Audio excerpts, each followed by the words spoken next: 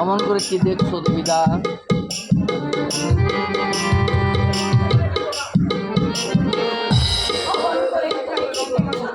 আমার মৃত্যু, আমার, হ্যাঁ অনু, তোমার সুন্দর মুখের আকর্ষণে 25 বছর বয়স থেকে সময়ের সিঁড়ি বেয়ে বেয়ে সময়ের আজ 50-এ পা দিয়েছি।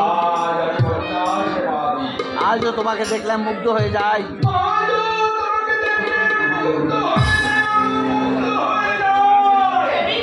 কিন্তু কেন অনুরাধা, কেন আমার এই দুর্বলতা,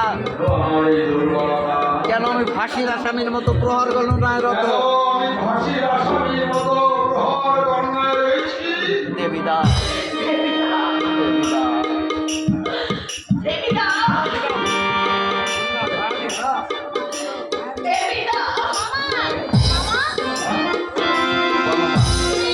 তুমি চা না কবে যা দেবে আমার আপত্তি নেই।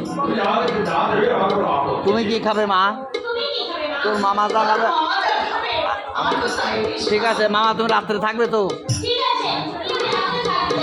না রে মা, আমার একটু কাজ আছে, আমি বরং কাল খাবো তোদের এখানে।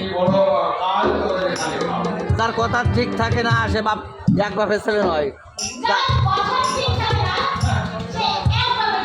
কাল যদি খেতে না আসো তাহলে বুঝবো, তাহলে তুমি এক বাপের বেটা নও।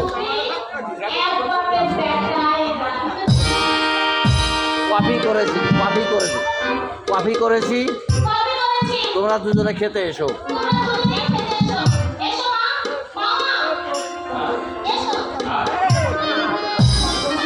25 বছর আগে তুমি ওই রকম, 25 বছর আগে ঝর্ণার মতো উজ্জ্বল,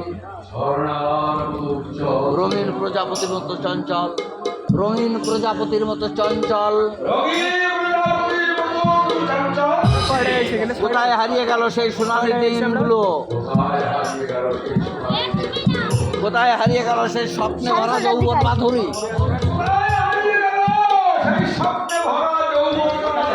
দোহাই দেবিদা, দোহাই দোহাই, অমন করে বলো না, আমার বুকটা ভেঙে যাচ্ছে। না না, এমনি বললাম। আজ তোমার যৌবন, আজ তোমরা জীবনের তার প্রান্তে,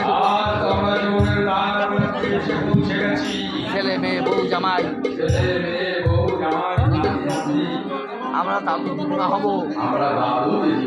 আমরা তো ফুরিয়ে গেছি, আমরা তো ফুরিয়ে গেছি। তুমি চুপ করো, তোমাকে করোনা বকতে হবে না। চলো হাত ধরলো, চলো চা করে বসে আছো, চলো চা করে বসে আছো, চলো চা করে বসে আছো। হ্যাঁ চলো যাই।